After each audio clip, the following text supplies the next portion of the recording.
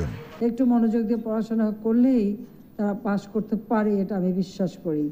আর আমরা চাই যে আমাদের শতভাগ পাশ করুক। শতভাগ আমি কথা বলি, তবুও এটা কথার কথা, কিন্তু পাশ করার হার বৃদ্ধি পাওয়া আমরা সরকার আসার পর থেকে সর্বতভাবে আমরা প্রচেষ্টা চালিয়েছি।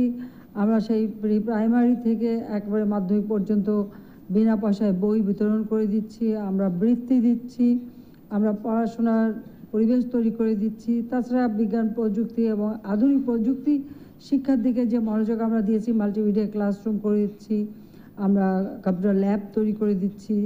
সেই সাথে সাথে আমাদের শিক্ষকদের ট্রেনিং, যেটা সবথেকে বেশি গুরুত্বপূর্ণ ছিল, সেই শিক্ষকদের ট্রেনিং দেওয়া হচ্ছে। এবার খাতা দেখার পদ্ধতিতে যে পরিবর্তন আনা হয়েছে, আমি মনে করি এটা অত্যন্ত সময়োপযোগী এবং এর যথেষ্ট প্রয়োজনও আছে।